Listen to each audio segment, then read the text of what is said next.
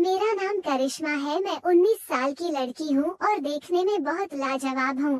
इसी का फायदा उठाकर मेरे फूफा जी ने मुझे लूट लिया और मैं 100% तो सही नहीं हूँ, पर हाँ मुझे ऐसा लगता है कि मुझे लुटवाने में मेरी माँ का भी हाथ है, क्योंकि मैंने अपनी माँ को भी फूफा जी से लुटते देखा है।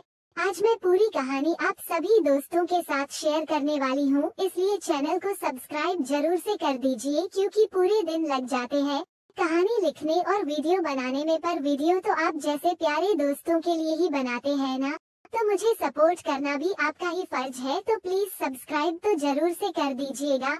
आइए कहानी को शुरू करते हैं। दोस्तों, मैं देहात की रहने वाली हूँ। मेरे पापा बंगाल में काम करते हैं।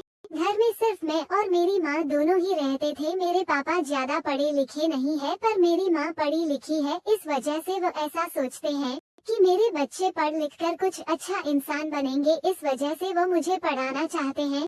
जब मैं 12th में अच्छा नंबर लाया तो घर में बात हुई कि करिश्मा को कहाँ पढ़ाया जाए, तो पापा बोले कि तुम दोनों की जो मर्जी है, क्योंकि मुझे ज्यादा पता नहीं है।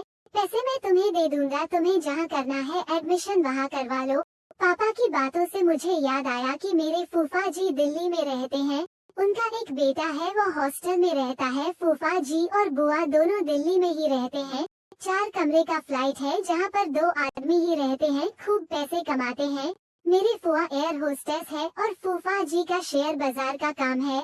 पैसा बहुत कमाते हैं, बहुत ऐश करते हैं। तो मेरी मम्मी ने फूफा जी को फोन किया और उनको बताया कि ऐसे ऐसे बात है, करिश्मा का रिजल्ट निकल गया है, अच्छा नंबर लाई है, यहाँ पर पढ़ाई का कोई स्कोप नहीं है।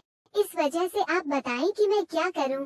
मेरी मम्मी फूफा जी को पहले से पसंद करती थी और फूफा जी भी मम्मी को पसंद करते थे। फूफा जी तुरंत बोल दिए, एक काम करो, दिल्ली ही आ जाओ, यहाँ पर एडमिशन करवा देंगे, जो करने का होगा उसका तैयारी करेगी। मम्मी ने सारी बातें मुझे और पापा को बताए। पापा हाँ बोल दिए और मुझे भी लगा कि दिल्ली जाकर पढ़ाई करूंगी और खूब मजे करूंगी, राजधानी में रहूंगी। इससे बढ़िया और क्या हो सकता है। हम दोनों माँ बेटी दिल्ली आ गए। फूफा जी ने मेरा एडमिशन एक इंजीनियरिंग कॉलेज में करवा दिया।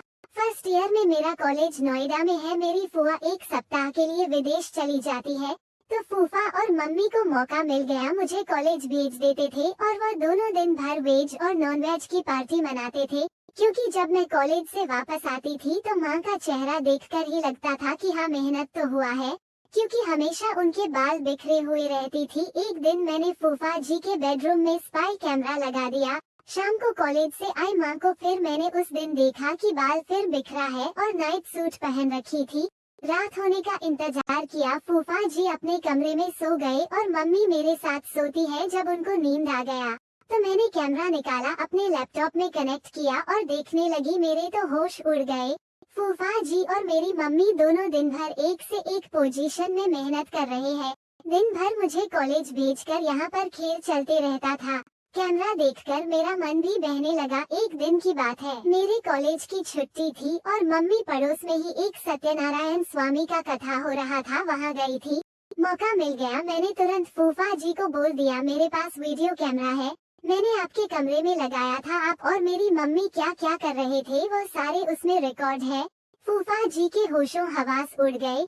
मैं उनको ब्लैकमेल करने लगी। मैं बोली, यह बात मैं अपने पापा को भी बताऊंगी और बुआ को भी बताऊंगी। फूफा जी बोले, ये सब बात तो मत बताओ, तुम्हारे लाइफ का सवाल है, तुम्हें यहाँ से जाना पड़ जाएगा और तुम्हारे पापा कॉलेज का फीस भी नहीं भर रहे हैं, मैं ही तुम्हारी फीस भी भर रहा हूँ और तुम लोगों का पालन पोषण कर रहा हूँ।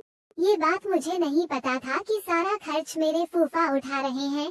मैंने फूफा को सॉरी बोला और उनको गले लगा लिया। कृपया ध्यान दें कि इस कहानी के सभी पात्र और घटनाएं काल्पनिक है। इसका किसी की जिंदगी, धर्म, समुदाय से कोई संबंध नहीं है। अगर इसका किसी की जिंदगी से मेल होता है तो यह एक सहयोग माना जाएगा। हमारा मकसद किसी की भी भावनाओं को ठेस पहुंचाना बिल्कुल नहीं।